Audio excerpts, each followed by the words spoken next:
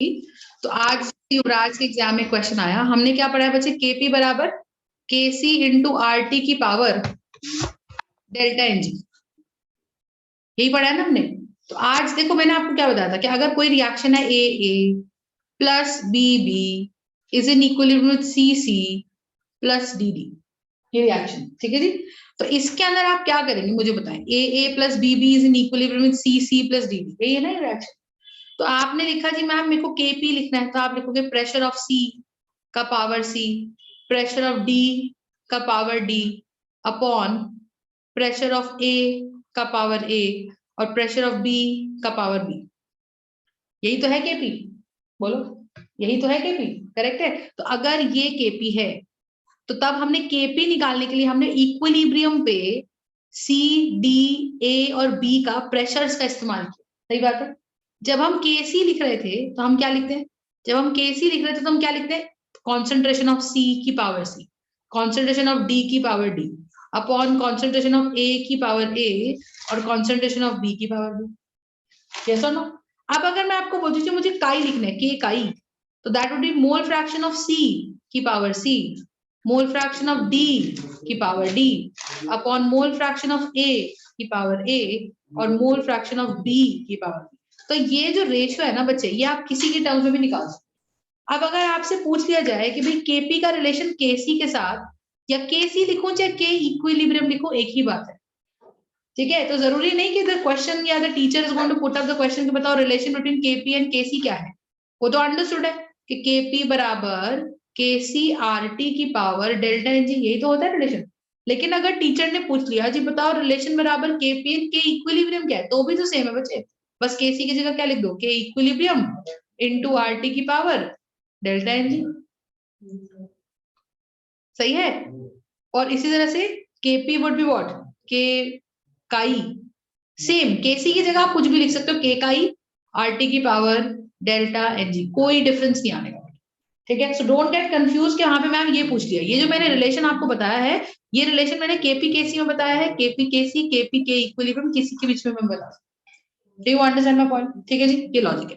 अब आप एक चीज समझो, बहुत ध्यान से समझो, देखो जब हम आगे पढ़ेंगे, आज हमें स्टार्ट करना है topic which is called as ionic equilibrium.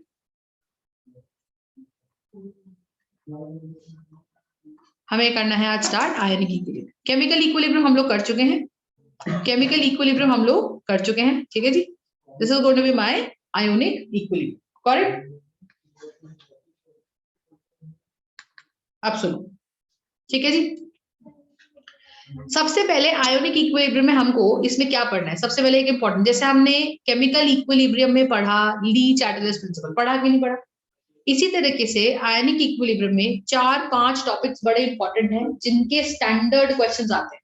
सबसे पहला कॉन्सेप्ट आता है conjugate acid, conjugate acid, conjugate base, conjugate acid, conjugate base का कॉन्सेप्ट। दूसरा कॉन्सेप्ट हमारा आता है पीएच का, मतलब आयोनिक इक्विलिब्रियम ये लगा के चलिए इज ऑल अबाउट पीएच। अगर तुमको पीएच नहीं समझ में आया, अगर तुमको पीएच निकालना नहीं आया, तो आयोनिक इक्विलिब्रियम का कोई मतलब नहीं है, ठीक है। आयोनिक इक्विलिब्रियम का chapter should be very very important. तीसरा आपको पूछा जाएगा Ostwald dilution law, Ostwald dilution law. Pranav, I hope you are understanding, this is the next topic that we got to do. Fourth इसमें आता है types of acids and bases, types of acids and bases, ये मेरा very very important fourth topic है, मतलब this chapter is about this. Fifth topic इसमें हमारे पास आता है salt, salt hydrolysis. Fifth type हमारे पास इसमें आता है सॉल्ट हाइड्रोलिसिस, सॉल्ट हाइड्रोलिसिस, ठीक है। तो very very important topic is salt hydrolysis, ठीक है। Conjugate acid base, pH, Oswald dilution law, salt hydrolysis, ठीक है। डाइल्यूशन ऑफ वाटर का पीएच पे क्या इफेक्ट होता है? हाँ, ये सारे सारे सारे अभी करवाऊंगी, अभी बहुत लंबा चैप्टर है तो I can't rush with this topic, लेकिन ये टॉपिक क्या मैं बताऊं आपको, ये इतना। और फिफ्थ टॉपिक के बाद सिक्स्थ टॉपिक हमारा इसमें बड़ा इंपॉर्टेंट है, that is solubility product, that is solubility product.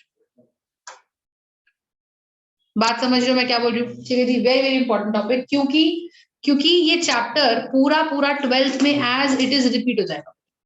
तो बहुत जरूरी बात ये है कि आपको ये चैप्टर समझना, ठीक है। जिस तरह से मैथ्स में मैं बोलती हूँ, मैथ्स में आपका एलिप्स, पैराबोला, हाइपरबोला, ट्रिग्नोमेट्री, ये समझ के चलिए पूरी 12th में एज इट इज आ गई, प्लस 12th के कॉन्सेप्ट। बिल्कुल उसी तरीके से आयनिक इक्विलिब्रियम का चैप्टर पूरा पूरा 12th में उठ के आ जाएगा, कोई सेकंड थॉट है ही नहीं इसके बारे में, ठीक है। पूरा मोल कॉन्सेप्ट और पूरा आयनिक इक्विलिब्रियम और पूरी ऑर्गेनिक, इसके बगैर आप 12th नहीं चला सकते, ये मान के चलिए। और 12th में अगर जाते हो और 11th में बिना पढ़ाई करे जाते हो तो 12th में डबल काम, फिर 12th भी समझ नहीं आएगी। तो ये समझ के चलिएगा, ठीक है। इसीलिए मैं दोबारा रिवीजन जब कराऊंगी तो दोबारा से कर लेना, एक बार समझ में आ जाएगा। देखो अब जब हम पढ़ेंगे आयनिक इक्विलिब्रियम, सबसे पहले टॉपिक डालिए types of acids and bases. देखो types of acids and bases, सबसे पहला टॉपिक। देखो types of acids and bases में हमारे पास 3 अलग अलग साइंटिस्ट आए। पहला साइंटिस्ट था Arrhenius. Arrhenius concept of acids and basis. Arrhenius concept of acids and bases. First concept is Arrhenius concept of acids and bases. ठीक है। Second concept is Lewis concept of acids and bases. तीसरा concept is Lewis concept of acids and bases. तीसरा concept is Bronsted concept of acids and bases. I hope log वाले chapter में किसी को कोई दिक्कत तो नहीं है। लॉग का कॉन्सेप्ट क्लियर है बेटा जी, ठीक है। क्योंकि पूरा का पूरा लॉग लगेगा हमारे पीएच निकालने में, तो लॉग की प्रॉपर्टीज प्लीज याद रखिएगा, और वो पूरा पूरा लॉग थर्मोडायनेमिक्स में भी जाएगा। तो Arrhenius concept of acids and bases, Lewis concept आ गया एंड ब्रॉन्स्टेड कॉन्सेप्ट, ठीक बात है, ठीक है। तो ये तीनों साइंटिस्ट ने अपने अपने तरीके से एसिड और बेसिस को डिफाइन करना शुरू कर दिया, ठीक। तो डिफाइन कैसे किया भाई? आर्हीनियस की अंडरस्टैंडिंग कह लो या ऑब्जर्वेशन कह लो, कुछ सब्सटेंसेस को हम बोलते थे जी एसिड है, तो आर्हीनियस ने उसमें एक सिमिलैरिटी देखी। सिमिलैरिटी क्या देखी कि भाई हाँ जितने भी एसिड्स हैं वो सब H+ रिलीज करते हैं, तो जितने भी एसिड्स H+ रिलीज करते हैं वो आर्हीनियस एसिड में आ गए। तो अलग अलग साइंटिस्ट ने उन सब्सटेंसेस को जिनको हम एसिड बोलते हैं या जितने सब्सटेंसेस एसिडिक प्रॉपर्टी शो करते हैं, उन सब में अलग अलग साइंटिस्ट ने अपने अपने नजरिए से, अपने अपने पर्सपेक्टिव से उनमें कुछ चीज कॉमन ऑब्जर्व करी और उसके हिसाब से उन्होंने अपनी थ्योरी दी। ध्यान रखिए कहीं पे भी पूरी केमिस्ट्री में बचपन से लेके बड़े होने तक 12वीं MSc तक लुईस का नाम आएगा तो दिमाग में इलेक्ट्रॉन आना चाहिए, और बचपन से लेके बड़े होने तक ब्रॉन्स्टेड का नाम आएगा तो दिमाग में प्रोटॉन आना चाहिए। प्रोटॉन मतलब H+, मतलब इनका लेना देना प्रोटॉन से ही था। ब्रॉन्स्टेड का तो ऑब्सेशन था H+, लुईस का ऑब्सेशन था इलेक्ट्रॉन से, वो चाहता था कि मैं सब कुछ डिस्कवरी कर लूं इलेक्ट्रॉन के बारे में। तो कुछ भी अगर लुईस ने दिया तो लुईस में L के बाद E आता है, नाम याद रखिएगा, Lewis is got something to do with electron. और प्रोटीन जो था ये हमारा ब्रॉन्स्टेड जो था, इसने प्रोटॉन के बारे में डिस्कवरी करी, जो कुछ भी उसने करा प्रोटॉन से रिलेटेड ढूंढा, ठीक है।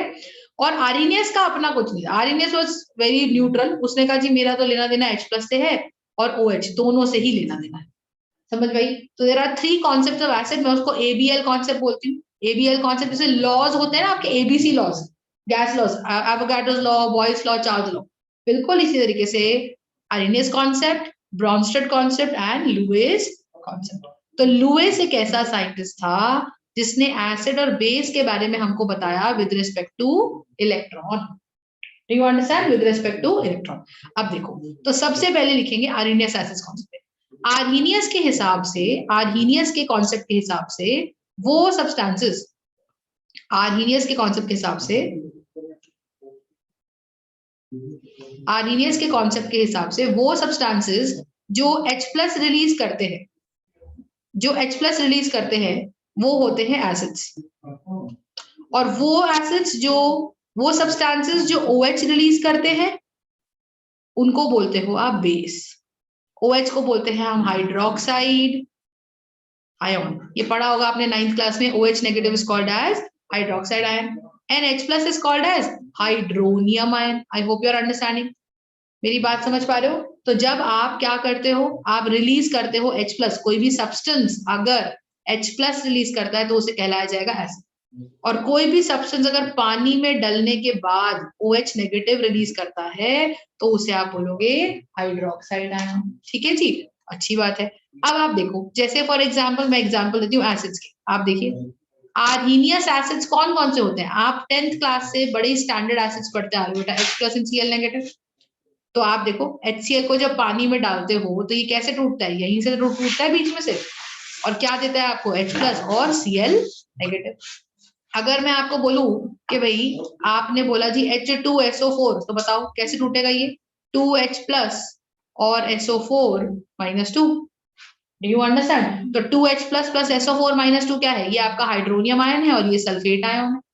तो hydronium ion and sulphate ion जो ये हमारे पास है, ये क्या है बच्चे? ये देखो टूटने पर H2SO4 मुझे H प्लस देता है। इस बात से कोई मतलब नहीं कि एक H प्लस देता है कि दो H प्लस देता है। H प्लस तो मिल रहा है, टूटने पे मिल रहा है H प्लस, इसका मतलब ये एक आर्हीनियस एसिड है। लॉजिक समझ में आया? ये एक आर्हीनियस एसिड है।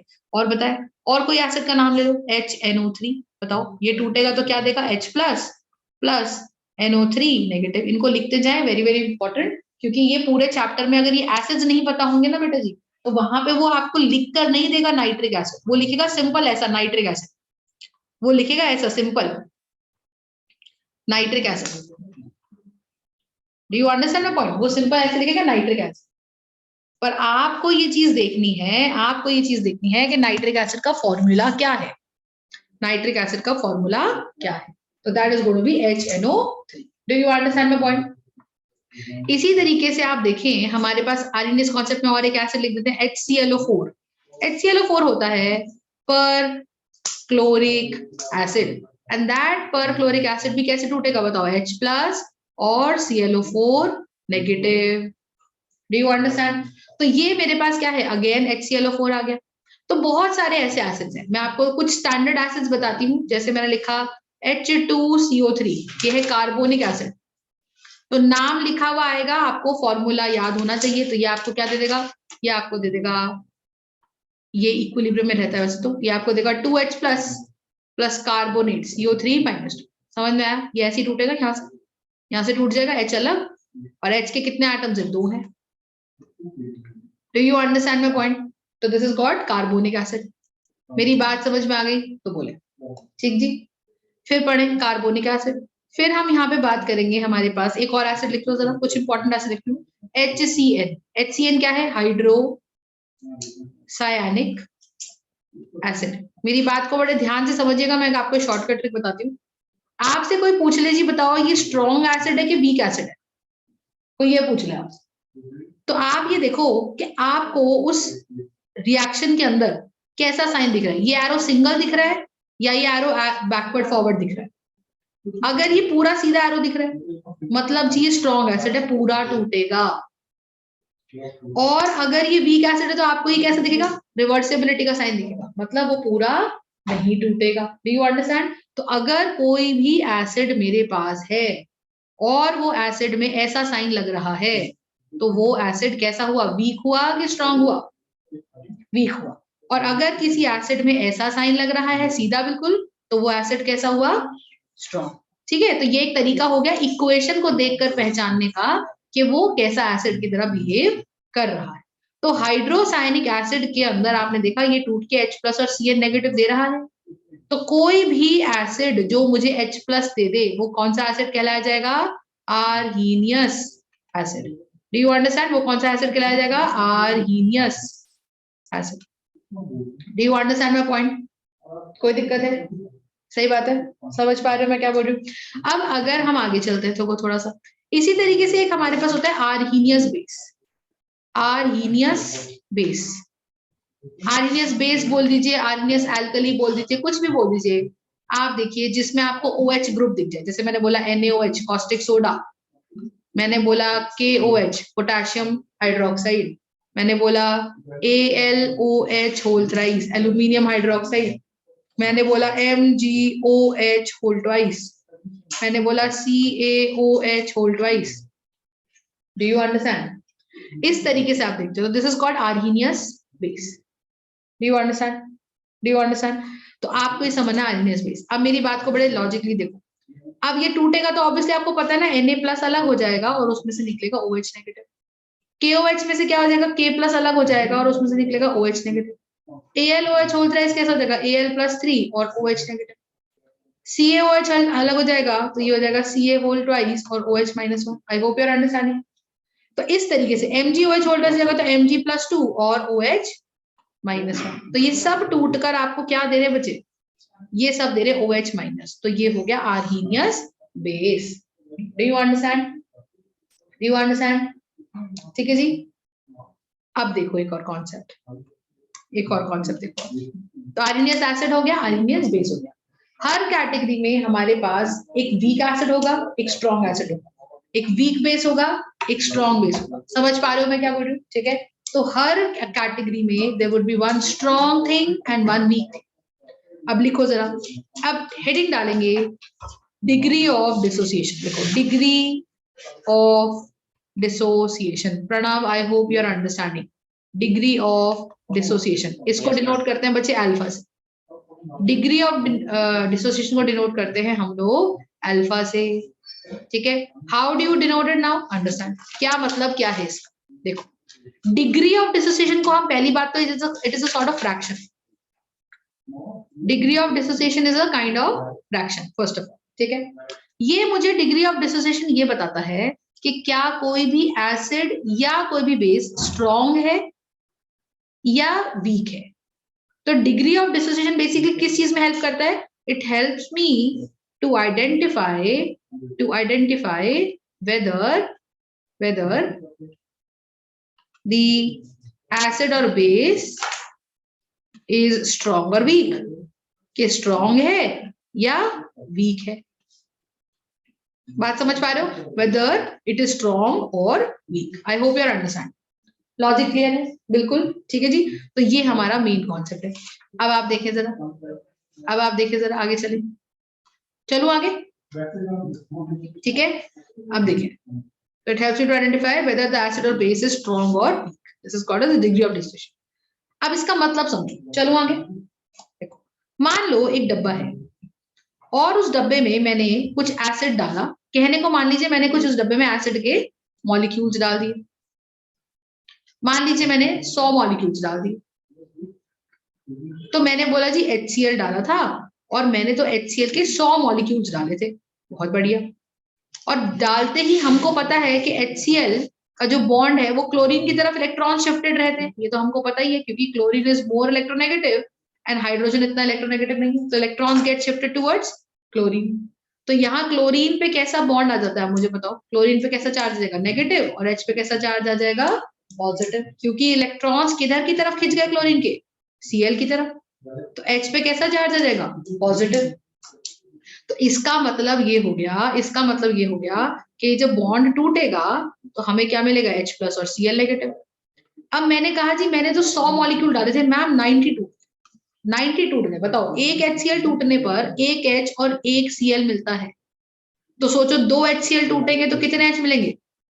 दूसरा HCl भी अगर टूट गया तो क्या मिलेगा? एक H+ और एक Cl और मिल जाएगा।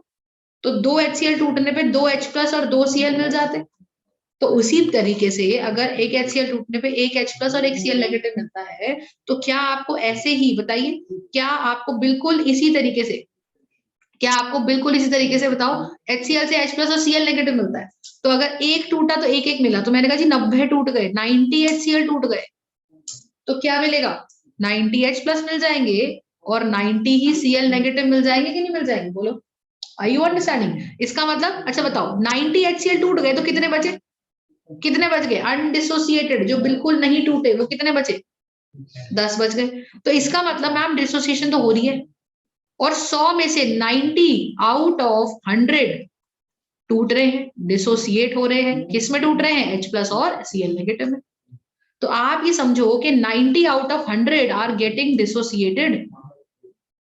आई होप यू आर अंडरस्टैंडिंग। तो अगर 90 आउट ऑफ 100 डिसोसिएट हो रहे हैं तो इसका क्या मतलब है कि मैम डिग्री ऑफ डिसोसिएशन होगी 90/100।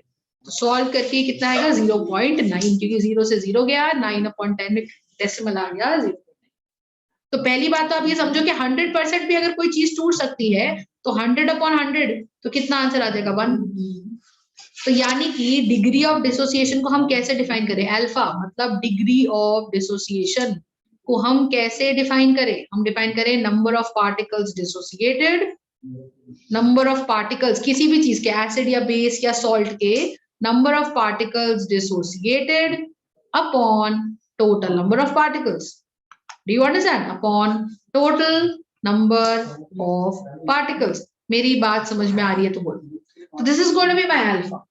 तो आप देखिए मैंने आपको बोला कि मैम 90 पार्टिकल्स टूट गए अपॉन 100, तो इफेक्टिवली ये 90% नहीं हो गया, मुझे बताओ जरा। 90% ही तो हो गया है। तो इसका मतलब ये हुआ कि जो मुझे अल्फा दिया है 90/100 would be this. Do you understand? Do you understand? Got it? Correct है। तो मुझे बताओ अगर कोई चीज, भाई ऐसा भी तो हो सकता है कि मैम 100 डाले थे, 100 के 100 ही टूट गए, तो फिर डिग्री ऑफ डिसोसिएशन क्या आएगा? डिसोसिएटेड इज 100 और डाले भी 100 थे, तो डिग्री ऑफ डिसोसिएशन आएगा डाले भी 100 थे पार्टिकल्स और टूट भी गए 100 के 100 और डाले भी 100, तो डिग्री ऑफ डिसोसिएशन आ गया 1। यानी कि मैक्सिमम वैल्यू क्या हो सकती है डिग्री ऑफ डिसोसिएशन की? मैक्सिमम वैल्यू क्या हो सकती है डिग्री ऑफ डिसोसिएशन की? बताओ 1। और मिनिमम क्या हो सकता है कि मैम डाले तो मैंने 100 थे, एक भी नहीं टूटा, तो 0/100। तो डिग्री ऑफ डिसोसिएशन की जो वैल्यू है वो 1 से लेकर 0 के बीच में रह सकती है। तो कभी भी डिग्री ऑफ डिसोसिएशन के बारे में बताइए, क्या डिग्री ऑफ डिसोसिएशन कभी भी नेगेटिव हो सकता है? कभी हम ऐसा बोल सकते हैं कि 100 पार्टिकल है जी, उसमें से -2 पार्टिकल टूट गए? नहीं बोल सकते। इसका मतलब डिग्री ऑफ डिसोसिएशन कभी भी can never be negative. Degree of dissociation कभी भी नेगेटिव नहीं हो सकता। समझ पा रहे हो मेरी बात? ठीक है, तो degree of dissociation can never be negative, कभी भी नेगेटिव नहीं हो सकता। ठीक बात है? कोई दिक्कत इसके अंदर तो बोलो। I hope you are understand. ठीक है जी। अब सुनो, अब बहुत ध्यान से सुनेंगे। This is going to be my degree of dissociation. ठीक बात है? कोई दिक्कत? चलो आगे। राइट नाउ, तो यहां से हमें एक चीज सीखने को मिली कि मैम डिग्री ऑफ डिसोसिएशन हमको ये बताता है कि जितने मॉलिक्यूल्स हमने डाले उस मॉलिक्यूल्स में से कितना परसेंटेज मॉलिक्यूल वो टूट पा रहा है, कितना परसेंटेज वो मॉलिक्यूल डिसोसिएट हो पा रहा है, कितना परसेंटेज वो मॉलिक्यूल आयोनाइज हो पा रहा है। आयोनाइज का मतलब होता है डिसोसिएट होना, अपने पार्टिकल्स में, अपने आयोन्स में टूटना। तो मुझे बताओ, अगर मैंने बोला जी किसी का डिग्री ऑफ डिसोसिएशन है 0.3, तो 0.3 का मतलब क्या है? आप उसके आगे एक 0 और लगा दो, 30% टूट पा रहा है। मैंने बोला जी किसका डिग्री ऑफ डिसोसिएशन है 0.21, तो इसका मतलब वो 21% टूट पा रहा है। 21% का मतलब 21 आउट ऑफ 100। 30% मतलब 30%, सेंट मतलब क्या होता है? 100। ये लॉजिक समझना बहुत जरूरी है। तो 30 out of 100। I hope you are understanding. अगर मैंने बोला जी अल्फा किसी का 0.56 है, तो कितना परसेंटेज हो गया बेटा ये? 56%। बात समझ पा रहे हो? तो 56% ऑफ 100। पर मैंने बोला कि मैम हमने तो लिया ही 0.1 मोलर सोल्यूशन है। बात समझना, तो 0.1 मोलर का मतलब है ma'am 0.1 moles per litre HCl है मान लो। और मैंने कहा HCl ऐसा है जिसकी डिग्री ऑफ डिसोसिएशन है 0.85, ये अल्फा है। तो ये तो 85 तो आउट ऑफ 100 हो गया ना, 85 तो आउट ऑफ 100 हो गया। तो हमें तो 85 आउट ऑफ 100 मॉलिक्यूल्स थोड़ी दिए, हमको तो 0.1 मोल दिया है। 0.1 मोल का मतलब क्या हुआ बताओ? 0.1 इंटू 6.022 इंटू 10⁻23। हमको तो इतने पार्टिकल्स दिए हैं। समझे? हमें ऐसे ही बोलेगा सवाल कि भाई 0.1 मोलर है, ऐसे लिख देना 0.1 मोलर। तो 0.1 मोलर का मतलब क्या है कि मैम 0.1 मोल्स पर लीटर। तो इसका मतलब सल्यूट जो है वो 0.1 मोल है, और 0.1 मोल हो गया 0.1 इंटू 6.022 इंटू 10⁻23। तो ये जो हमारे पास है 0.11 इंटू 6.022, तो ये सॉल्व करके आएगा 6.022 इंटू 10⁻22। Do you understand? तो 6.022 इंटू 10⁻22 ये जो मेरे पास आया, इतने मॉलिक्यूल्स है, इसका 85%। समझे तुम लोग? समझे तुम लोग? क्योंकि असलियत में तो मेरे पास इतना है ना, 0.85 तो ये बताता है कि भाई 85% आउट ऑफ 100 है। तो अगर मैं बोल रही थी 100 होते तो 85 पार्टिकल्स डिसोसिएट होते हैं। अगर टोटल पार्टिकल्स 100 होते हैं तो 85 पार्टिकल्स डिसोसिएट होते हैं। तो अगर टोटल पार्टिकल्स 1 है तो कितने पार्टिकल डिसोसिएट होंगे? 85 ओवर 100। तो अगर टोटल पार्टिकल्स इतने हैं तो कितने डिसोसिएट होंगे? 85 upon 100 into unitary method. Are you understanding? इधर ही तो होंगे, लॉजिक समझ पा रहे हो? तो इसी तरीके से डिग्री ऑफ डिसोसिएशन जो है वो परसेंटेज होती है। मैंने बोला किसी का डिग्री ऑफ डिसोसिएशन 0.7 है, तो आप इसके आगे एक डिजिट और लगा दो तो 70% का डिग्री ऑफ डिसोसिएशन है। मतलब अगर पार्टिकल 100 है तो 70 पार्टिकल्स आर गेटिंग डिसोसिएटेड। अगर एक पार्टिकल है तो 70 over 100 particles are getting dissociated. अगर n पार्टिकल्स हैं तो कितने पार्टिकल्स डिसोसिएट होंगे? तो आपको अगर कॉन्सेंट्रेशन दी गई है, समझो बात को, कॉन्सेंट्रेशन है C, जैसे मैंने आपको पीछे वाले पेज में भी दी थी ना 0.1 मोलर। तो अगर आपको कॉन्सेंट्रेशन दी गई है तो अगर C पार्टिकल्स है तो कितना डिग्री ऑफ डिसोसिएशन है? 70/100 इंटू C। बात समझ में आई? बात समझ में इंटू कर दोगे 0.1 मोलर। लॉजिक समझ पा रहे हो बच्चे? ये कॉन्सेप्ट थोड़ा सा ट्रिकी है, एक बार समझ में आ जाएगा तो हम आगे खींच लेंगे गाड़ी, but I hope you are understanding the logic. ठीक है जी, तो अल्फा आपको दिया हुआ है 0.70 which is going to be 100, आपको 70 पार्टिकल्स। Got it? कोई दिक्कत इसके अंदर? पक्का? चलो आगे। अब देखो, तो अब मैं इसको थोड़ा समराइज कर देती हूँ। मैंने कहा जी मेरे पास अगर एक पार्टिकल है, अगर मेरे पास डिग्री ऑफ डिसोसिएशन अल्फा है, अगर मेरे पास डिग्री ऑफ डिसोसिएशन अल्फा है, समझ रहे हो? ठीक है, तो मेरा अगर कॉन्सेंट्रेशन C है तो आप क्या बोलोगे कि मैम अगर 100 पार्टिकल्स हैं तो आप ऐसे बोलोगे कि मैम अगर 1 पार्टिकल है तो अल्फा टूटता है, तो C पार्टिकल्स है तो C अल्फा टूटेगा। मतलब इसको रीड कैसे करेंगे? Alpha percentage of C। समझे बात? समझे बात? कोई दिक्कत इसके अंदर? तो very very important topic to understand this one. तो डिग्री ऑफ डिसोसिएशन के बारे में क्या क्या पॉइंट्स हमने सीखे कि वो अल्फा से डिनोट होता है। वो क्या होता है? Number of particles dissociated, number of particles dissociated upon total number of particles. ये सीखा हमने। फिर हमने सीखा कि degree of dissociation can never be negative. फिर हमने सीखा कि डिग्री ऑफ डिसोसिएशन 0 से लेकर 1 के बीच में लाई करती है। ये सीखा हमने। और हमने फिर सीखा कि अगर C कॉन्सेंट्रेशन है तो C में से C अल्फा टूट जाएगा, क्योंकि C का अल्फा परसेंटेज हम निकालने बैठ गए, alpha by 100 into. Do you understand my point? Do you understand? It is not exactly percentage, you can say alpha एक नंबर है, पर वो नंबर कैसे आया कि कभी ना कभी तो वो परसेंटेज था, वो परसेंटेज से हमने एक नंबर निकाला और वो number is like between 0 to 1। I hope the degree of dissociation का कॉन्सेप्ट इज क्लियर। फर्स्ट हमने सबसे पहले इस लेक्चर के स्टार्टिंग में क्या सीखा था? टाइप्स ऑफ एसिड में सबसे पहले हमने स्टार्ट किया था आर्हीनियस कॉन्सेप्ट। मेरी बात समझ पा रहे हो? कहीं पे भी कोई दिक्कत है इसके अंदर तो बोलो। वेरी वेरी इंपॉर्टेंट, ठीक बात है? कोई दिक्कत? पक्का? चलो आगे, right? Okay, so this is my logic for Arrhenius concept. देखो चलते हैं, इतना समझ में आ गया ना मुझे? इतना क्लियर है? Got it? चलो अब यहाँ पे हमारे पास एक और टॉपिक है which is called degree of dissociation. समझ में आना चाहिए। अब मैंने आपको बोला कि डिग्री ऑफ डिसोसिएशन हमें हेल्प करती है किसी भी एसिड को या किसी भी बेस को या किसी भी सॉल्ट को ये आइडेंटिफाई करने में that whether it is weak acid base or salt or whether it is strong acid base या salt। Do you understand? ठीक बात है?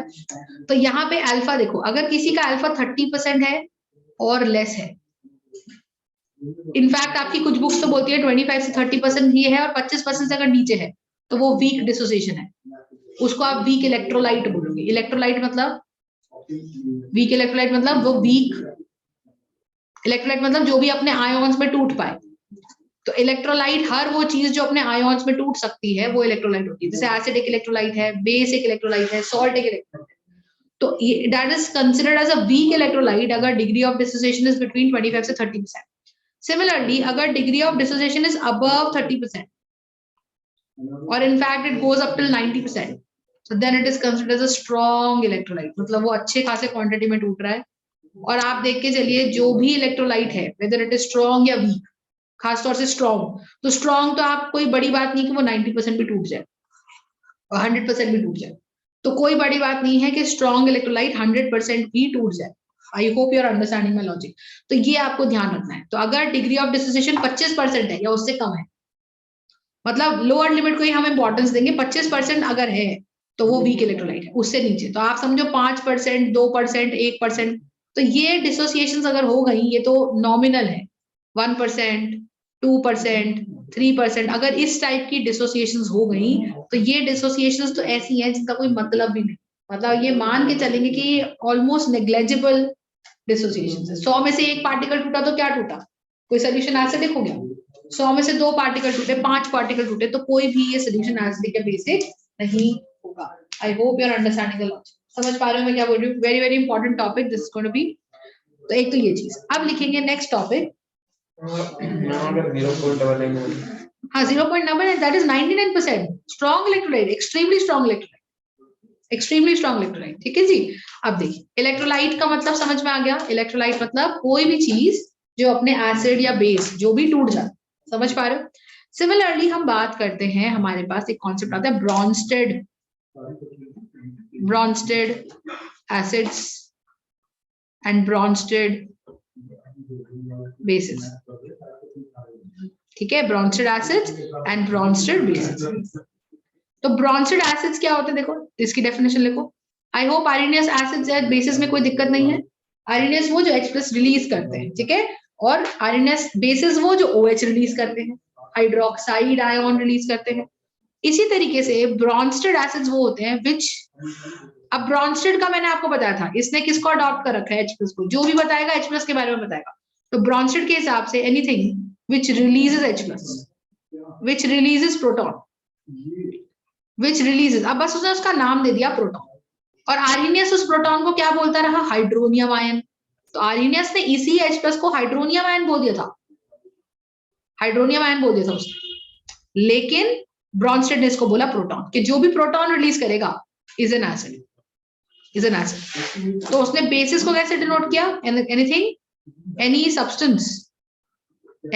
substance which accepts H+ is a base, यानी कि which accepts proton। तो मैं इसको ऐसे याद कराती हूँ BBAP से। BBAP मतलब Bronsted bases accept proton। Do you understand my point? It is going to be Bronsted bases accept proton। Logic समझ में आ रहा है? बिल्कुल बोलो, ठीक बात है। ब्रॉन्स्टेड बेसिस एक्सेप्ट प्रोटॉन, समझ पा रहे हो मैं क्या बोल रही हूँ? तो ये मेरे पास हो जाएगा, this is the concept of which releases proton is an acid, और any substance which accept H+ is a base. ठीक बात है। तो BBAP से याद रखिए, बाप से याद रखेंगे, ब्रॉन्स्टेड बेसिस एक्सेप्ट प्रोटॉन, याद रहेगा, याद रहेगा, ठीक है जी। तो उसका बिल्कुल आप बेसिस याद कर लीजिए, ब्रॉन्स्टेड के एसिड तो उल्टा ही है बिल्कुल। Anything which releases H+ proton is a base, acid which accept proton is a base. How do you read it, Bronsted bases accept proton, proton है ब्रॉन्स्टेड की भाषा में H+। आप समझ जाओ इसको H+ क्यों बोला। देखो हाइड्रोजन एटम होता है, हाइड्रोजन एटम में आपको पता है एक प्रोटॉन होता है, 0 न्यूट्रॉन होता है, और बाहर एक इलेक्ट्रॉन होता है। यही होता है ना हाइड्रोजन का स्ट्रक्चर। एटॉमिक नंबर हाइड्रोजन का 1 1 होता है, एटॉमिक नंबर 1 वो तो नंबर ऑफ प्रोटॉन्स है, और मास नंबर भी 1, मतलब प्रोटॉन्स प्लस न्यूट्रॉन्स भी तो 1 है। Do you understand my point? तो अब आप मुझे बताओ, अब आप मुझे बताओ यहाँ पर कि इनका सम, प्रोटॉन्स क्या बचे 1 है, तो न्यूट्रॉन्स कैसे हो जाएंगे 0, न्यूट्रॉन्स कैसे हो जाएंगे 0 हो जाएंगे। तो आप मुझे बताओ यहाँ पर कि ये प्रोटॉन्स है, ये 0 न्यूट्रॉन्स है, ये इलेक्ट्रॉन है, ये इलेक्ट्रॉन है। समझ रहे हो मैं क्या बोल रही हूँ? तो अब you tell me one thing very very clearly, कि अगर ये 1 इलेक्ट्रॉन है, अब ये चला गया छोड़ के, H को छोड़ के, तो H को छोड़ के जाने के बाद क्या इस शेल का कोई मतलब रह गया? वही शेल किसने लाइन खींच के थोड़ी बनाई थी, मैं बार बार यही चीज बोल रही हूँ। इलेक्ट्रॉन चला गया तो फिर इस इलेक्ट्रॉन का कोई अस्तित्व नहीं है, कोई बैकग्राउंड नहीं है, तो this shell is also lost.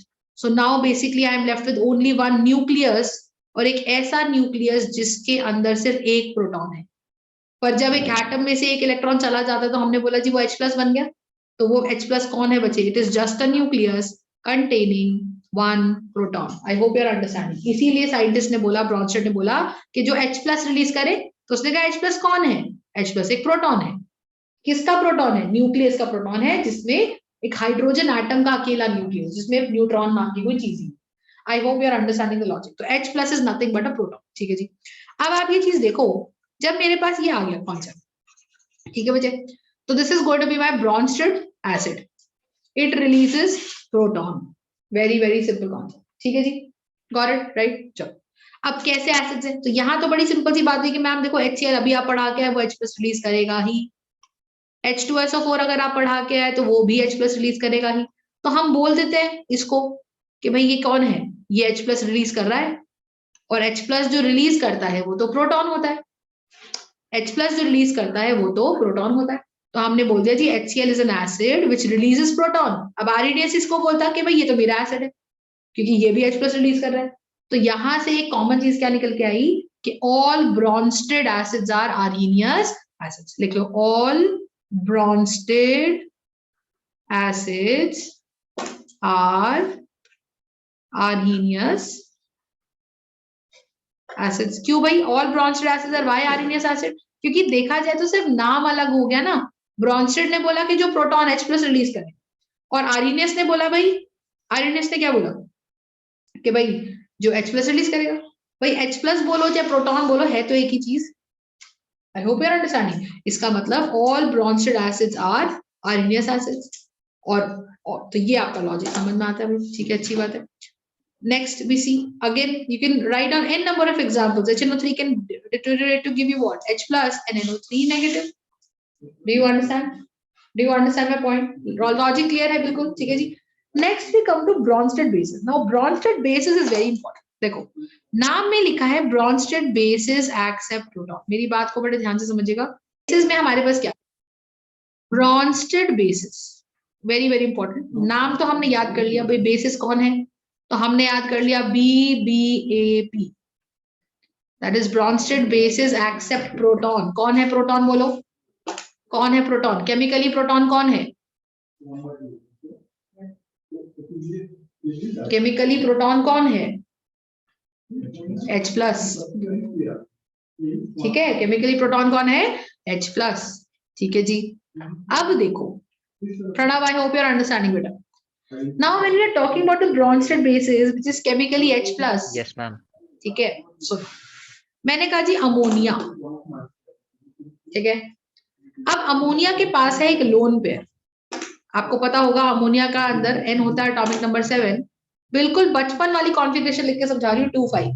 तो आप इसके लुईस डॉट स्ट्रक्चर्स बनाते थे। आप कहते थे जी ऐसा अमोनिया कुछ इस तरीके का कुछ स्ट्रक्चर बनाएगा, क्योंकि ये कोवेलेंट बॉन्ड बनाता है। What do you understand by the concept that ये कोवेलेंट बॉन्ड बनाता है? कोवेलेंट बॉन्ड बनाने का मतलब क्या होता है कि भाई नाइट्रोजन भी नॉन मेटल है और हाइड्रोजन भी नॉन मेटल है।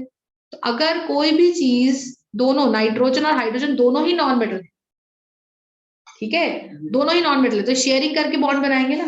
तो बिटवीन टू नॉन मेटल्स ही तो बनता है कोवेलेंट बॉन्ड। तो बॉन्ड बन गया, और ये लोन पेयर नाइट्रोजन पे रह गया, जिसने सिर्फ नाइट्रोजन का ही काम कर रहा है, वो किसी के बीच में शेयर नहीं हो रहा है। ये दोनों क्या थे, ये और ये क्या है? ये बॉन्ड पेयर है। बॉन्ड पेयर मतलब जो दो एटम्स के बीच में शेयर हो जाता है। बॉन्ड पेयर मतलब जो दो एटम्स के बीच में शेयर हो जाता है। और ये क्या है मेरे पास? Lone pair. तो आप ये समझो कि जब अमोनिया के बारे में मैंने बात करी, NH3 इज अमोनिया, तो अमोनिया के स्ट्रक्चर में नाइट्रोजन पे क्या है बच्चे? एक लोन पेयर है। तो लोन पेयर देख के ही आप मुझे बताओ पूरी केमिस्ट्री का रूल क्या है कि पॉजिटिव जाएगा नेगेटिव पे, और सेट ऑफ इलेक्ट्रॉन्स तो क्या होते हैं बच्चे? नेगेटिव ही होते हैं। इलेक्ट्रॉन्स क्या होते हैं नेचर वाइज? इलेक्ट्रॉन्स का चार्ज तो होता ही नेगेटिव है। Do you understand? तो अगर इलेक्ट्रॉन्स का चार्ज होता ही नेगेटिव है, तो ये मेरे पास H+ है। I hope you are understanding. तो H+ इस पे क्या करेगा? अटैक करेगा। और जब H+ इस पे अटैक करेगा तो क्या होगा? N H H H, इसके ऊपर दो इलेक्ट्रॉन्स थे और एक H+ आ गया। अब H+ ये कह रहा है कि भाई मेरे पास देखो कुछ नहीं, मैं तो बस आ गया अटैक करने। Understand this process, very very important process. तभी आपको ये चीज समझ में आएगी कि क्या हो रहा है। देखो अगर देखो एटम है, न्यूक्लियस, सही है, ये प्रोटॉन है, ये इलेक्ट्रॉन है, तो ये पूरा हाइड्रोजन एटम था। एटम्स की बात अगर मैं करूं तो एटम का मतलब कोई भी चीज जो न्यूट्रल है। तो हाइड्रोजन में एक प्रोटॉन है, एक इलेक्ट्रॉन है। एक इलेक्ट्रॉन का चार्ज -1 होता है, एक प्रोटॉन का चार्ज +1 होता है, तो बैलेंस करो तो 0 आएगा ना नेट चार्ज। तो एटम न्यूट्रल है। अब ये इलेक्ट्रॉन चला गया। जब ये इलेक्ट्रॉन चला गया बच्चे, जब ये इलेक्ट्रॉन चला गया तो इसका क्या मतलब है कि there is no electron here, there is no shell here. तो शेल है भी तो आप समझ लो खाली है, कोई इलेक्ट्रॉन है ही। तो ले देगी, ये बन गया ना H+। तो क्या H+ की शेल में कोई भी एक इलेक्ट्रॉन है? नहीं है। पर H+ तो आ गया कि भाई मैं तो बॉन्ड बनाऊंगा। और यहाँ पे H के पास भाई इलेक्ट्रॉन बॉन्ड कैसे बनता है आप मुझे बताओ। दो चीजों के बीच बॉन्ड कैसे बनता है? जब एक ये दे एक ये दे बॉन्ड बनेगा। सही बात है, डू यू अंडरस्टैंड? पर यहाँ पे क्या हुआ, यहाँ पे कि मैम H+ तो आ गया, पर H+ के पास देने को या लेने को कुछ है ही नहीं, इलेक्ट्रॉन ही नहीं है H, क्योंकि वो H+ है, उसका एक इलेक्ट्रॉन बेचारे का कहीं से घुमा हुआ है। अब वो आ गया, पर है पॉजिटिव और ये नेगेटिव इलेक्ट्रॉन्स है, तो पॉजिटिव अट्रैक्ट तो हो ही जाता है नेगेटिव की तरफ, तो वो अट्रैक्ट होके आ गया। अब ये N क्या करेगा बताओ, ये N क्या करेगा? क्या देखो भाई, मेरा तो 1 2 3 4 5 6 7 8, भाई मेरा तो ऑक्टेट कंप्लीट करके बैठा हुआ है। अब तू भाई तेरे को जरूरत है तो चल के काम करते हैं, मैं तेरे को अपना वाला ये क्रॉस वाला इलेक्ट्रॉन है ना, मैं तेरे को उठा के दूँ। तो वो क्या करेगा, ये अपना क्रॉस वाला इलेक्ट्रॉन उसको दे देगा। तो ये क्रॉस वाला इलेक्ट्रॉन यहां से शिफ्ट होकर यहां पहुंच जाएगा। यहां था ना पहले यहाँ पे, तो ये यहां से उठ के यहां पहुंच जाएगा। और अब क्योंकि N ने अपना एक इलेक्ट्रॉन H को दे दिया, तो H के ऊपर बताओ पहले पॉजिटिव चार्ज था +1, एक इलेक्ट्रॉन आ गया -1, तो +1 -1 नेट चार्ज 0। तो ये H के ऊपर जो चार्ज है वो कैसा हो गया, 0। तो H तुरंत कैसा हो गया, H न्यूट्रल हो गया। लेकिन N ने तो इलेक्ट्रॉन दे दिया अपना, तो N पे कैसा चार्ज आ गया, +1। समझ में आई? N पे कैसा चार्ज आ गया, +1। और अब देखो एक इलेक्ट्रॉन H का, एक इलेक्ट्रॉन N का, अब ये आपस में क्या बना लेंगे, बॉन्ड। तो इसको अगर आपको याद हो तो कोऑर्डिनेट बॉन्ड बोलते थे हम लोग, कोऑर्डिनेट।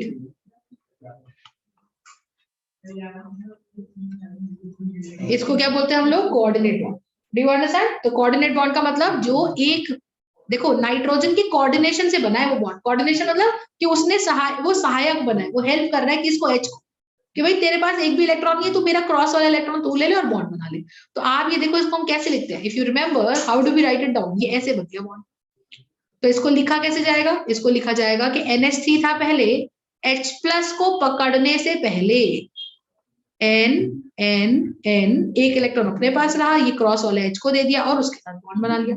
तो now this is going to look like NH3 और कोऑर्डिनेट बॉन्ड एरो लगा के H लिखे। क्यों? क्योंकि ये वो वाला H है जिसको एक एरो के फॉर्म में एक इलेक्ट्रॉन नाइट्रोजन ने अपना दिया। Do you understand my point? तो ये आप समझिए, this is called Brønsted bases. तो ब्रॉन्स्टेड बेसिस क्या होता है, अब देखो क्या नाइट्रोजन ने H+ को पकड़ लिया कि नहीं पकड़ लिया, बताओ। चाहे जैसे भी पकड़ा, उसने अपना इलेक्ट्रॉन दिया, उसको लालच दिया अपना इलेक्ट्रॉन देकर और बॉन्ड पे डाल, ठीक है, बट पकड़ा तो सही ना। पहले कहाँ था उसके पास एक और एक्स्ट्रा H, ये H आया आसपास घूम रहा था। ये H क्यों आसपास घूम रहा था, कि भाई मैं पॉजिटिव हूँ, तू इलेक्ट्रॉन है, तेरे पे नेगेटिव चार्ज है, तो ये घूम रहा है, भटक रहा है। अब ये H+ को ये देख रहा है कि भाई मेरे आसपास भटक रहा है, उसने पकड़ ही लिया। क्यों पकड़ लिया, कि भाई मेरे पास नेगेटिव चार्ज है, तेरे पास पॉजिटिव चार्ज है, बॉन्ड बना लेते हैं। पर बॉन्ड बनाने के हेल्प के प्रोसेस में नाइट्रोजन ने क्या किया, अपना क्रॉस वाला इलेक्ट्रॉन H को दिया। तो अपना इलेक्ट्रॉन देकर उसने H को पकड़ लिया। पकड़ लिया कि नहीं पकड़ लिया, बताओ। तो क्या हमने क्या डेफिनेशन पढ़ी थी, BBAP। BBAP मतलब ब्रॉन्स्टेड बेसिस एक्सेप्ट प्रोटॉन। तो जो पकड़े H+ को वो प्रोटॉन है, वो बेस है। तो क्या मैं बोल दूंगी जी अमोनिया एक बेस है? अब बताओ, समझ रहे हो मैं क्या बोल रही हूँ? अब आप देखो कितनी बड़ी एक चीज निकल के आई। हमें बचपन में 10th क्लास में ये पढ़ाया जाता था, भाई जी कहीं पे भी OH नेगेटिव दिख जाए, भाई आंख करके बोल दो बेस है। अभी बताओ, अमोनिया लिखा मैंने NH3, कहीं दिख रहा है तुमको स्ट्रक्चर में, इस फॉर्मूले में OH? बताओ, कहीं पे भी OH नहीं है। तो इसको देखकर आप तो बंदा बोलेगा मैम ये तो कुछ भी नहीं है ना, एसिड इन बेस, पर ये एक्चुअली बेस है। तो ब्रॉन्स्टेड का कॉन्सेप्ट कहाँ काम आया?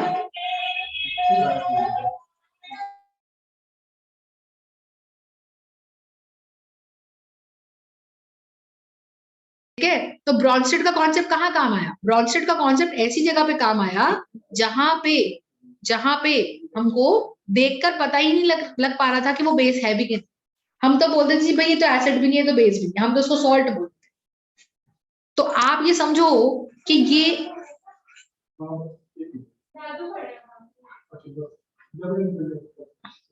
ठीक बात है, कोई दिक्कत नहीं, लॉजिक समझ में आया।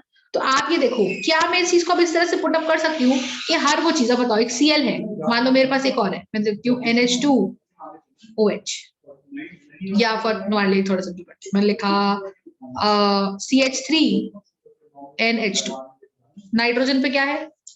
लोन पे।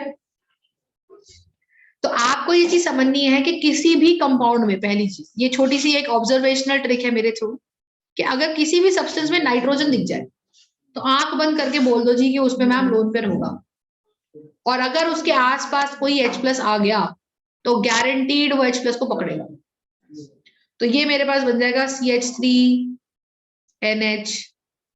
Do you understand my point? Do you understand my point? ठीक है जी। तो ये हमारा नाइट्रोजन है, बात क्लियर हो गई?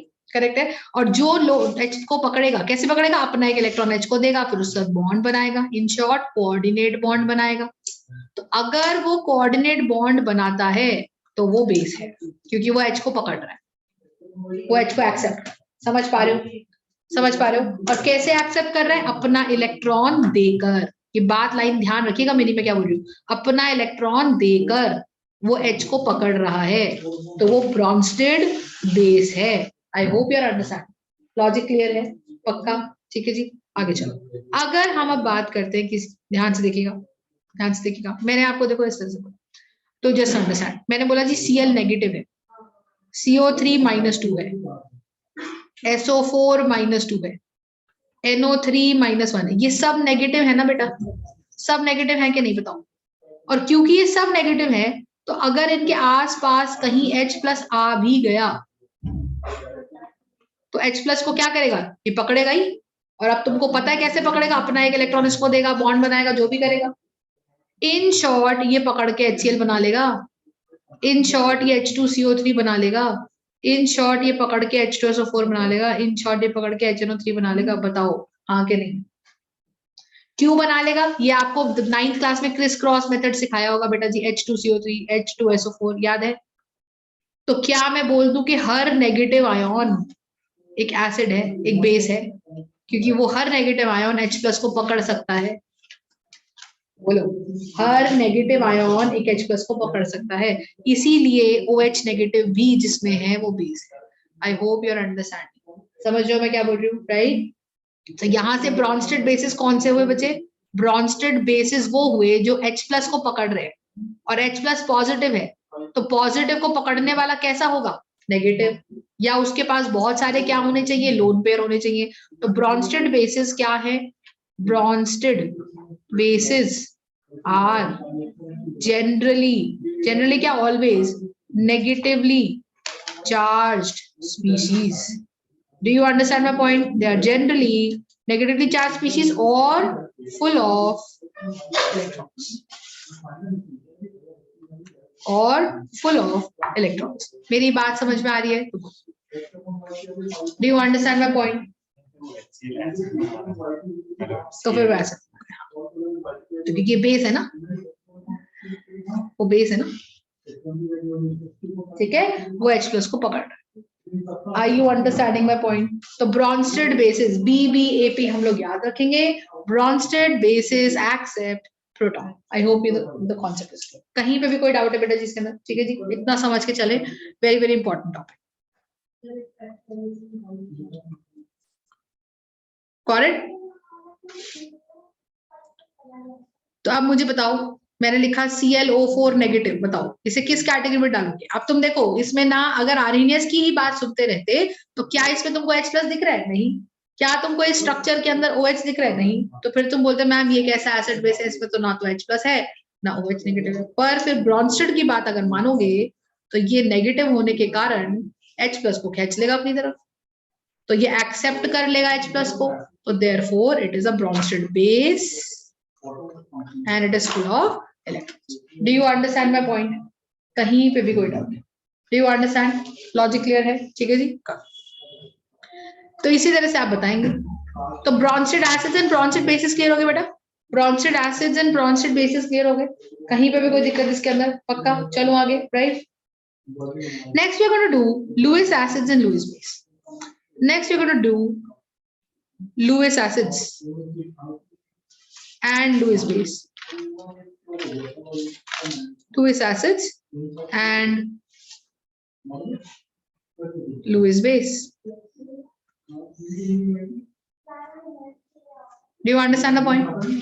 अब what is Lewis acid? इसको याद रखिए LAAE से। लुईस का कुछ भी लेना देना किससे होता है? इलेक्ट्रॉन से। लुईस का कुछ भी लेना देना किससे होता है? इलेक्ट्रॉन से। समझ पा रहे हो मैं क्या बोल रही हूँ? तो लुईस एसिड्स एक्सेप्ट इलेक्ट्रॉन। ठीक है जी, लुईस एसिड्स एक्सेप्ट इलेक्ट्रॉन। इसको ऐसे पढ़ेंगे, लुईस एसिड्स एक्सेप्ट इलेक्ट्रॉन। ये होता है लुईस एसिड के बारे में। और लुईस बेसिस क्या होते हैं? लुईस बेसिस डोनेट्स इलेक्ट्रॉन या डोनेट इलेक्ट्रॉन्स।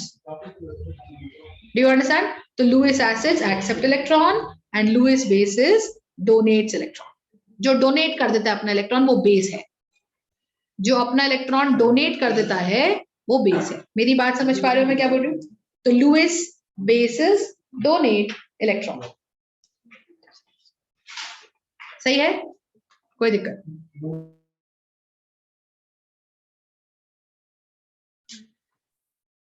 चलो, तो अभी हमें क्या सीखना है? लुईस एसिड्स, ठीक है ना?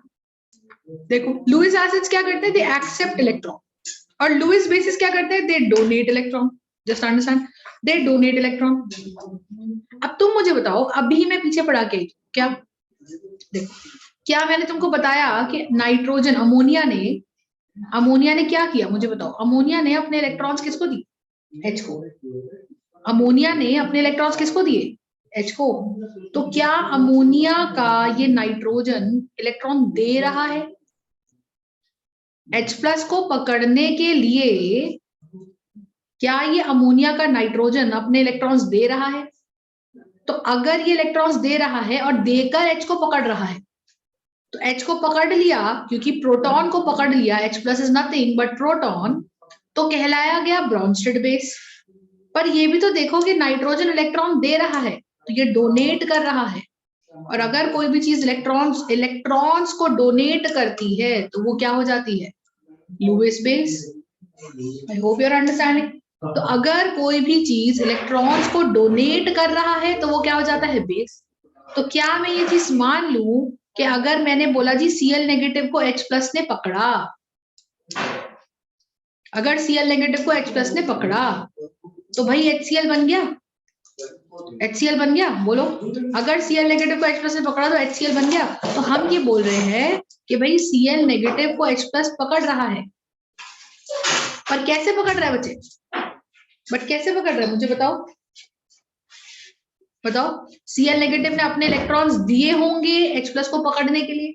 तो क्या Cl नेगेटिव, क्योंकि H प्लस पकड़ रहा है तो ब्रॉन्स्टेड बेस भी है, और क्योंकि इलेक्ट्रॉन्स दे रहा है तो लुईस, ठीक है, तो ये लुईस बेस भी है क्योंकि it is accepting electrons. So this is a Lewis base also. Do you understand my point? कोई दिक्कत है इसके अंदर? पक्का? ठीक है जी। तो ये चीज का ध्यान रखिए, ये चीज का ध्यान रखिए। लॉजिक क्लियर है? पक्का? तो लुईस बेस की हम बात करते हैं, ये लुईस बेस। क्लियर हुई बात? अगर मैंने लिखा NO3 नेगेटिव और वो H प्लस को पकड़ रहा है तो हम कैसे जी? पकड़ रहा है तो ब्रॉन्स्टेड बेस है। और कैसे पकड़ रहा है?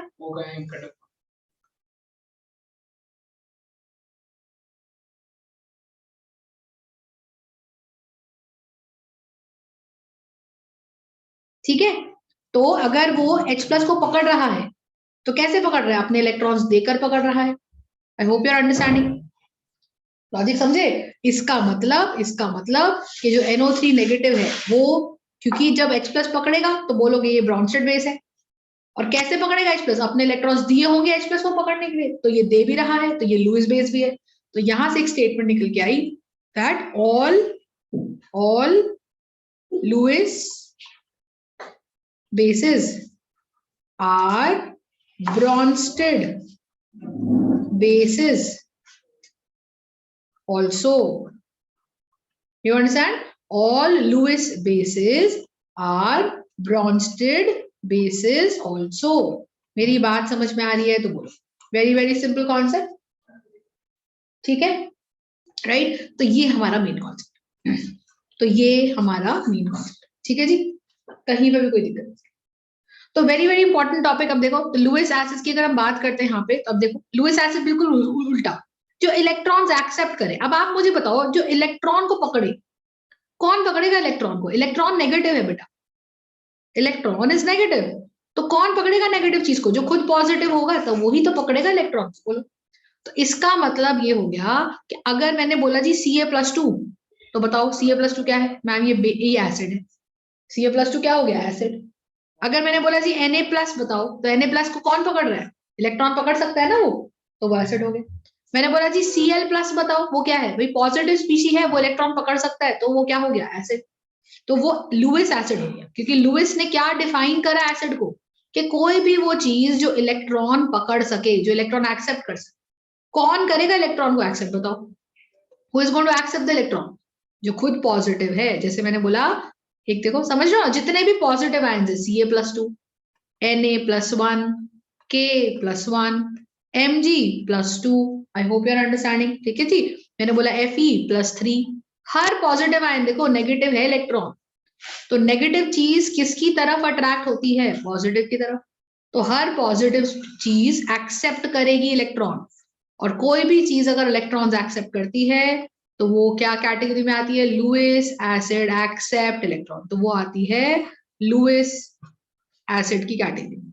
तो लुईस एसिड की पहली पहचान तो हो गई जी, दे कैरी पॉजिटिव चार्ज, क्योंकि कोई पॉजिटिव चार्ज वाली स्पीशी ही होगी जो इलेक्ट्रॉन को एक्सेप्ट कर पाएगी. Do you understand? Do you understand my point? Logic clear? समझ पा रहे हो कि नहीं? ठीक है जी. दूसरी हम बात यहाँ पे करते हैं, देखो, this is going to be Lewis acid accept. Second we are going to talk about, देखो, मैंने आपको बोला FeCl3, मैंने आपको बोला FeBr3, मैंने आपको बोला BF3, मैंने आपको बोला BCl3, मैंने आपको बोला BI3. ये सब क्या है? आप देखो, FeCl3 में Fe का स्ट्रक्चर है ये, Fe 3 बॉन्ड्स बना रहा है. Fe के स्ट्रक्चर में Br का स्ट्रक्चर है ये, B के स्ट्रक्चर में ये स्ट्रक्चर, B के स्ट्रक्चर में ये स्ट्रक्चर है. Do you understand? B के साथ ये आयोडीन है. आप मुझे बताओ, इन सभी स्ट्रक्चर्स में what common thing are you observing? क्या देख रहे हो आप? देखो कि मैम यहाँ Fe के साथ 1 2 3 4 5 6, सिर्फ 6 ही इलेक्ट्रॉन्स है. यहाँ Fe को 1 2 3 4 5 6, सिर्फ, क्योंकि एक ब्रोमीन का एक इसका. यहाँ क्लोरीन के साथ 1 2 3 4 5 6, 6 ही इलेक्ट्रॉन्स है. 1 2 3 4 5 6, 6 ही इलेक्ट्रॉन्स है. 1 2 3 4 5 6, 6 ही इलेक्ट्रॉन्स है. Do you understand? तो इन सभी में ऑक्टेट तो कंप्लीट ही नहीं है मैम. कहा? सबके सेंट्रल मेटल एटम में सबके पास 6 इलेक्ट्रॉन्स है, होने चाहिए थे 8. तो सबको 2 इलेक्ट्रॉन्स की जरूरत तो है कि नहीं है? बताओ. तो अगर आप 2 इलेक्ट्रॉन इसको दोगे तो क्या Fe पकड़ेगा कि नहीं पकड़ेगा? पकड़ेगा. उसको ऑक्टेट कंप्लीट करना है, 6 ही है, 1 2 3 4 5 6, 8 कंप्लीट करने हैं सिर्फ 6, तो पकड़ेगा ना 2, तो पकड़ेगा कि नहीं पकड़ेगा? बोलो. तो इसका मतलब क्या हो गया कि FeCl3, FeBr3, Fe, ये देखो सबके स्ट्रक्चर्स में सबके ऑक्टेट कंप्लीट नहीं है. All of them have incomplete octet. Are you understanding? All of them have incomplete octet. और अगर किसी भी चीज में incomplete octet है, ठीक है, तो क्या होगा? FeCl3, FeBr3, BF3, BCl3, Bi3, तो उनको अगर आप 2 इलेक्ट्रॉन्स दोगे तो वो लेगा, तो वो एक्सेप्ट करेगा. और हमने क्या पढ़ा है? Lewis acid accept electron. तो क्या जरूरी है कि आपका पॉजिटिव चार्ज दिखे तभी आप उसको लुईस एसिड बोलोगे? नहीं. मैंने सिंपल लिखा है FeCl3. Can you see any charge here? Simple neutral लिखा है, पर फिर भी ये किस कैटेगरी में आता है? Lewis acid. क्यों आता है ये लुईस एसिड की कैटेगरी में बोलो? क्योंकि इसका ऑक्टेट कंप्लीट नहीं है, they have got incomplete octet. I hope you are understanding. ठीक बात है। तो अगर ये इनकम्प्लीट ऑक्टेट है, ओके, अगर ये इनकम्प्लीट ऑक्टेट है तो क्या लॉजिक है इनकम्प्लीट ऑक्टेट का, मुझे बताओ कि भाई इनकम्प्लीट ऑक्टेट होगा तो वो एक्सेप्ट करेगा, और कोई भी चीज अगर इलेक्ट्रॉन्स को एक्सेप्ट करती है तो वो एक इनकम्प्लीट ऑक्टेट की कैटेगरी में लाए करेगा। समझ पा रहे हो मेरी बात? Very very simple concept. Do you understand the logic? कहीं पे भी कोई दिक्कत है इसके अंदर? पक्का जी? तो ये चीज आपको बड़े आराम से ध्यान रखें। तो जरूरी नहीं कि आपको पॉजिटिव चार्ज दिखे ही दिखे तो वो लुईस एसिड है, वो न्यूट्रल भी तो है, पर स्ट्रक्चर देखो, स्ट्रक्चर खोल के देखोगे तुमको समझ में आएगा कि मैम ऑक्टेट ही कंप्लीट नहीं है, तो कहां से ये देगा किसी को? तो लेगा ही। इसी तरीके से मैं अगर लुईस बेसिस की बात करूं तो आप देखिए, मैं इसकी बात करती हूँ लुईस बेसिस की। तो लुईस बेसिस में मैंने क्या बोला? जो इलेक्ट्रॉन डोनेट कर दे। तो भाई आपको दिख रहा है कि मैम उस पर नेगेटिव चार्ज है, तो अगर उस पर नेगेटिव चार्ज है तो इसका क्या मतलब है? अगर उस पर नेगेटिव चार्ज है तो उसका क्या मतलब है बताओ? वो दे सकता है, भर भर के इलेक्ट्रॉन है उसके पास। Anything which is negatively charge has lots and lots of electrons on it, तो दे तो सकता ही है ना H+ को पकड़ने के लिए, कोऑर्डिनेट बॉन्ड बनाने के लिए दे सकता है। तो वो लुईस बेस है। लेकिन जरूरी है कि लुईस बेस पे कोई चार्ज दिखे? नहीं। देखो, अगर मैंने तुमको बोला, मैंने कहा भाई मेरे पास कोई स्ट्रक्चर है लेट्स से PH3, और मैंने P के ऊपर एक लोन पेयर बना दिया जी, तो अब मैं आपसे पूछती हूँ, बताओ ये क्या है? क्या ये एसिड है या बेस है? तो बताओ कि मैम इसमें ना मुझे लोन पेयर दिख रहा है। तो लोन पेयर मतलब अच्छा खासा चार्ज है नेगेटिव, तो चाहे तो दे सकता है ना लोन पेयर, डोनेट कर सकता है। तो यानी कि या तो कोई चीज मतलब क्लियरली नेगेटिवली चार्ज दिख जाए हमको, कोई तो कोई चीज नेगेटिवली चार्ज या तो दिख जाए, या तो वो अच्छी बात है, वो लुईस बेस हो गया, या वो क्या करे, वो अपना उस पर लोन पेयर दिख जाए। क्योंकि मैं सिंपल PH3 अगर लिख दूं तो उस पर कोई चार्ज थोड़ी लगाया मैंने, ऊपर कुछ भी नहीं लिखा ना प्लस माइनस, है तो न्यूट्रल, है तो न्यूट्रल। बट न्यूट्रल होने के साथ साथ एक चीज क्या हो रही है? न्यूट्रल होने के साथ साथ एक चीज क्या हो रही है बताओ? PH3 जो न्यूट्रल बैठा है हमारा, उस पर कोई लोन पेयर थोड़ी है, लोन पेयर तो नहीं है, बट फिर भी सॉरी नेगेटिव चार्ज तो नहीं है, बट फिर भी लोन पेयर तो है। तो आपको क्या चाहिए? लुईस बेस होने के लिए आपको क्या चाहिए? या तो नेगेटिव चार्ज हो या लोन पेयर। तो लोन पेयर होगा तो न्यूट्रल होगी वो चीज, पर लोन पेयर किसी एक पार्ट पे जरूर। समझ में आई बात? ठीक है। तो ये हमारे थे, तो यहां से आपको समझ में आना है what is Lewis acid, what is Lewis base. तो मैं आपको एक सिंपल रूल बताती हूँ, Arrhenius is something that you studying from class 10th। तो सबको पता है जो H+ रिलीज करेगा वो एसिड है, और जो OH नेगेटिव रिलीज करेगा वो बेस है, ये बात सबको पता है, सही बात है। लेकिन अगर बात करें जी लुईस की, तो लुईस के लिए आप एक वर्ड याद रख लो LAAE, और ब्रॉन्स्टेड के लिए आप एक वर्ड याद रख लो BBAP। तो B क्या है? Bronsted bases accept, A for accept proton. तो अगर आपको मुझे बताओ ब्रॉन्स्टेड बेसिस याद हो गए, तो ब्रॉन्स्टेड एसिड क्या होंगे? दे डोनेट इलेक्ट्रॉन। आई बात समझ? और अगर LAAE में लुईस एसिड एक्सेप्ट इलेक्ट्रॉन, तो लुईस एसिड अगर एक्सेप्ट करता है इलेक्ट्रॉन, तो लुईस बेस क्या करेगा बताओ बच्चे? तो लुईस बेस पर donate electron. I hope you are understanding. बोलो, लॉजिक समझ पा रहे हो मैं क्या बोल रही हूँ? तो ये हमारा हो जाता है लुईस का कॉन्सेप्ट। तो आपको 3 कॉन्सेप्ट बड़े अच्छे से आने चाहिए। One is the Arrhenius concept, one is the Lewis concept, and one is the Bronsted concept. Do you understand the point? कहीं पे भी कोई दिक्कत है इसके अंदर? So 3 types of acids. फिर हमने सीखा degree of dissociation which is called as alpha, which is called as degree of dissociation, which is called as alpha। बात समझ में आई कि नहीं? ठीक बात है बेटा जी। कहीं पे भी कोई दिक्कत इसके अंदर तो बोल, पक्का? करेक्ट। तो ये हमारा एसिड या बेस का कॉन्सेप्ट, ठीक है। अब इससे रिलेटेड एक क्वेश्चन आता है। नेक्स्ट हमारे पास एक टॉपिक आता है, वेरी वेरी इंपॉर्टेंट टॉपिक, जिसपे 3 चीजें आएंगी, conjugate acid, conjugate base and amphiprotic species. ठीक है, ये आती। क्लियर है? यहां तक एसिड बेस के कॉन्सेप्ट पे कहीं पे भी कोई दिक्कत परेशानी कोई दुख बता दो। सही है, सब बढ़िया। चलो आगे। और next we have got the topic which is called as और conjugate acid base pair. Heading डालें conjugate acid base pair. Next topic is conjugate acid base pair. Alright, conjugate acid base pair. The next topic is conjugate acid base pair. और इसके ऊपर एक question जरूर जरूर जरूर आता है, very very important topic, so just do it properly. ठीक है जी, वेरी वेरी इंपॉर्टेंट टॉपिक. देखिए तो यहाँ पे हमारे पास कॉन्जुगेट एसिड बेस पेयर है, ध्यान से देखो. इसमें क्या होता है, लिखो the acid base pair, the acid base pair which differs by only one H plus or one OH negative is called as a conjugate acid base pair. Is called as a conjugate acid base pair.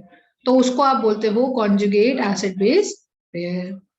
ठीक है जी, very very important topic. सो conjugate acid base pair क्या होता है, which differs by only one H plus or one OH negative is called as a conjugate acid base pair. समझ में आई बात? ठीक है, वेरी वेरी सिंपल, अंडरस्टैंड. मैंने बोला HCl, तो आपको पता है ये टूटकर एक H plus देगा और एक Cl नेगेटिव देगा.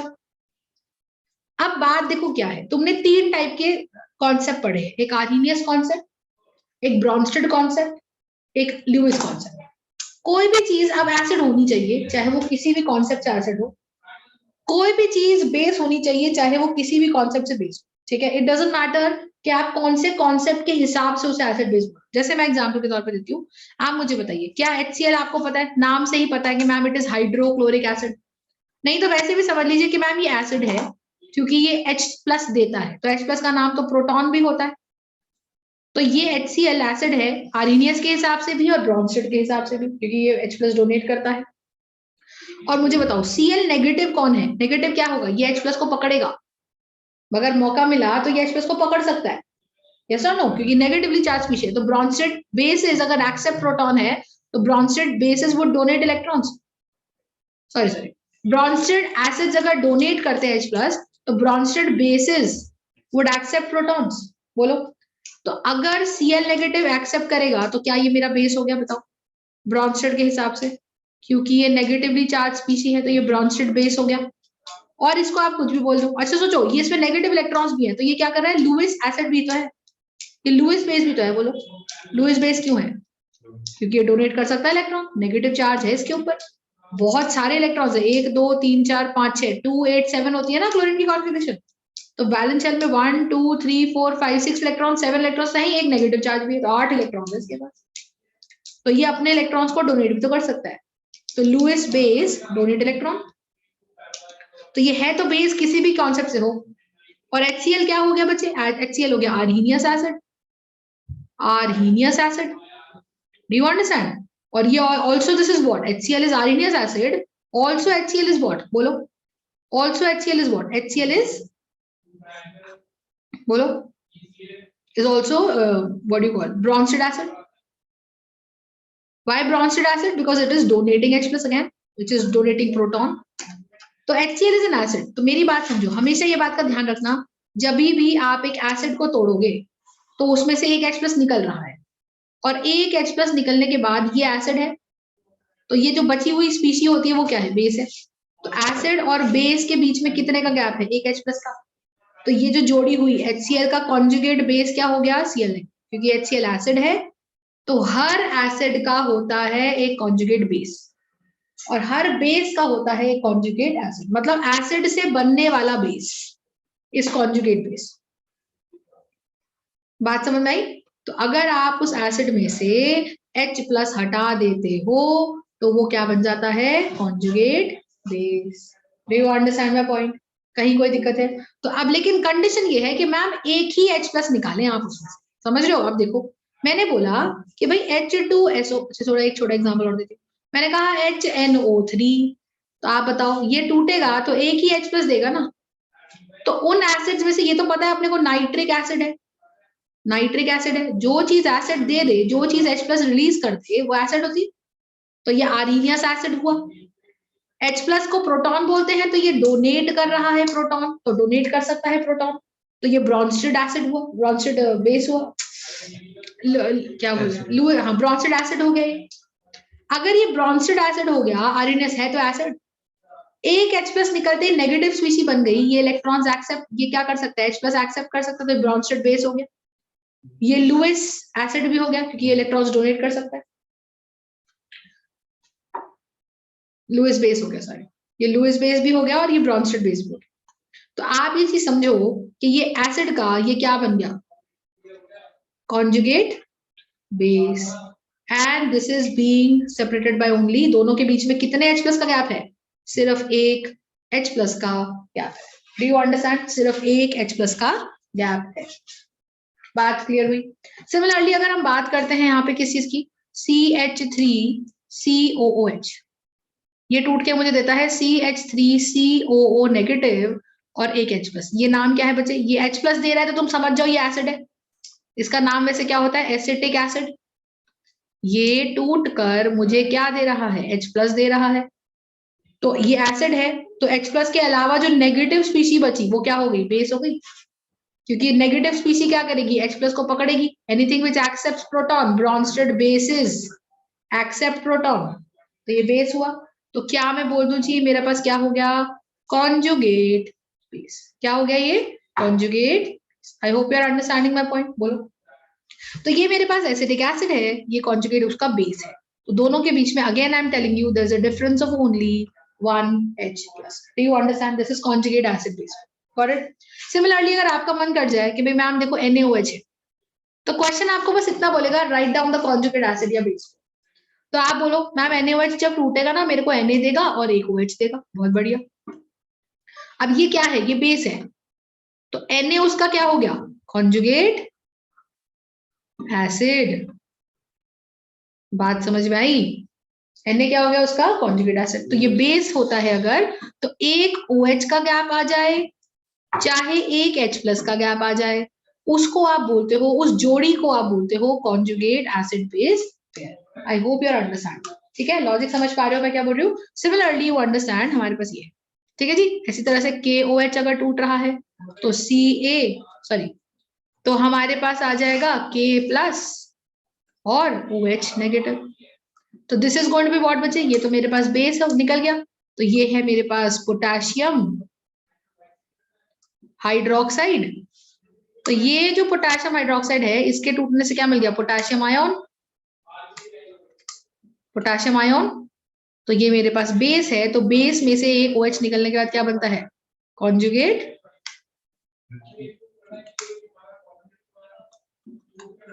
Do you understand my point, correct, कोई दिक्कत नहीं, समझ पा रहे हो मैं क्या बोल रही हूँ। तो ये हमारे पास एक कॉन्सेप्ट।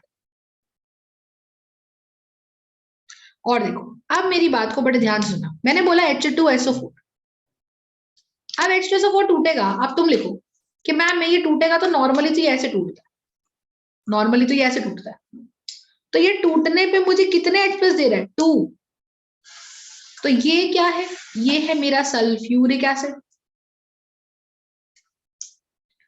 और ये मेरा कौन है, sulphate ion. Do you understand, ये है सल्फ्यूरिक एसिड और ये है सल्फेट आयन। तो ये सल्फ्यूरिक एसिड से सल्फेट आयन है, तो इसका मतलब क्या हो, मुझे बताओ। नहीं, यही तो बात है भाई, ये सल्फ्यूरिक एसिड है, ये एसिड है, तो ये डेफिनेटली बेस होगा, ये डेफिनेटली बेस होगा, नो डाउट अबाउट इट, क्योंकि नेगेटिव स्पीशी है ना, तो H प्लस को पकड़ेगी, तो Bronsted base is accept proton, तो है तो बेस, पर ये कॉन्जुगेट बेस नहीं है। क्यों नहीं है, क्योंकि ये जब आया, ये जब बना, ये 2 H प्लस निकलने के बाद बना। और डेफिनेशन क्या है कॉन्जुगेट एसिड बेस पेयर की, which differs by only 1 H plus 1 OH negative। Are you understanding?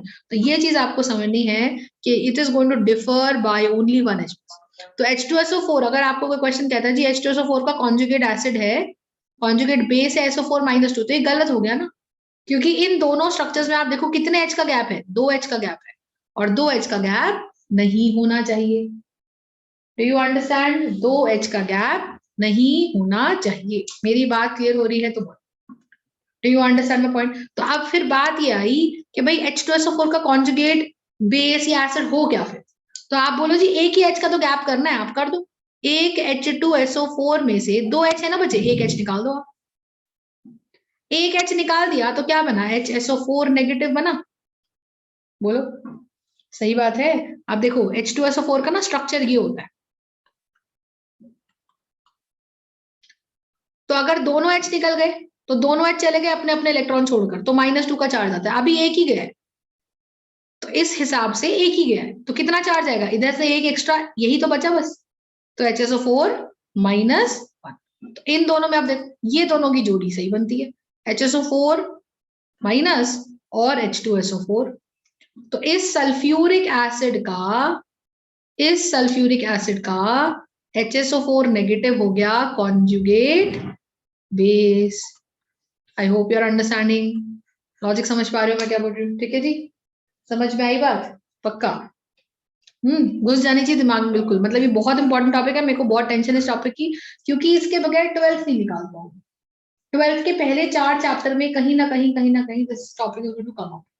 तो इक्विलिब्रियम का चैप्टर आप समझ के करिएगा, because then otherwise 12th would be difficult. Without organic, without this you won't be able to handle organic 11th 12th। Logic clear हो गया, conjugate acid समझ में आ गया, कॉन्जुगेट बेस समझ में आ गया। तो अब मुझे इसको देखो ध्यान से समझना, तो मैं इसको स्टेप बाय स्टेप लिखती हूँ। मेरे पास आया H2SO4 will give me HSO4 negative और एक H प्लस, और फिर अगर फर्दर HSO4 नेगेटिव टूटता है तो फिर वो एक और H प्लस देता है और SO4 -2 देता है। तो अब मुझे बताओ क्या इन दोनों के बीच में you can see a gap of 1H, क्या इन दोनों के बीच में भी you can see a gap of 1H, क्योंकि यहाँ पे एक H है और यहाँ पर एक भी H नहीं है। Do you understand the point, got it right. तो यहां से आप एक चीज देखें, यहां से आप एक चीज देखें कि मेरे पास ये बन जाता है, ठीक है जी, do you understand the logic, got it. अब मुझे बताओ जरा कैसे चलेगा ये, तो HSO4 नेगेटिव है, ये SO4 -2 है, डन, गुड टू गो। तो जोड़ी बताओ, H2SO4 इज अ जोड़ी और conjugate acid of what, HSO4 negative, ये एक जोड़ी हो गई, और HSO4 नेगेटिव की जोड़ी हो गई SO4 -2। तो अगर ये बेस है तो उसके सामने फिर ये एसिड है, क्योंकि ये H प्लस, देखो ये देखोगे तो इसको ये देख रहा है ना, H प्लस टूटता हुआ दिख रहा था, HSO4 नेगेटिव जब टूटा तो उसने H प्लस दिया ना आपको, तो जब उसने H प्लस दिया तो क्या बनेगा बताओ, H प्लस बनेगा। डू यू अंडरस्टैंड, H2SO4 जब टूटा था वो क्या देगा मुझे, H प्लस देगा। डू यू अंडरस्टैंड, कोई दिक्कत, समझ पा रहे हो मैं क्या बोल रही हूँ, पक्का। चलो आगे, right. So this is going to be the logic, correct है, बोलो समझ में आ गई बात, राइट। तो इस तरीके से आप इसको सॉल्व करोगे। अब बताओ मुझे जरा, अगर मैंने बोला मेरे पास है H2CO3, तो इसको मैं तोड़ूंगी कैसे, H प्लस और HCO3 नेगेटिव, एक H निकाला है मैंने, दो में से बस एक ही H अलग किया है, तो एक H लगा रह गया CO3 के साथ। तो अब ये दोनों की जोड़ी क्या हो गई, ये है मेरा पूरा कार्बोनिक एसिड। तो इस कार्बोनिक एसिड का ये HCO3 नेगेटिव क्या है, कॉन्जुगेट बेस, क्या है, कॉन्जुगेट, ठीक बात, कोई दिक्कत इसके अंदर। सिमिलरली आप देखो HCO3 नेगेटिव का टूटेगा तो एक और H प्लस देगा, और क्या देगा, CO3 -2, क्योंकि एक H हट गया यहां से। और इसका स्ट्रक्चर आप देख लीजिए, H2CO3 का स्ट्रक्चर ये होता है। तो पहले स्टेप पे बस एक H गया, तो दोनों इलेक्ट्रॉन्स किसके पास छोड़ गया, ऑक्सीजन बीइंग मोर इलेक्ट्रोनेगेटिव अपना भी रख लिया और O का क्रॉस वाला इलेक्ट्रॉन भी रख लिया H का, तो O का डॉट वाला इलेक्ट्रॉन भी रख लिया और क्रॉस वाला इलेक्ट्रॉन H का भी रख लिया, तो यहाँ से H निकल गया ना in the form of H plus. तो यहाँ क्या रह गया मेरे पास, यहाँ रह गया C double bond O OH, और ये O रह गया O नेगेटिव, तो ये HCO3 नेगेटिव बन गया।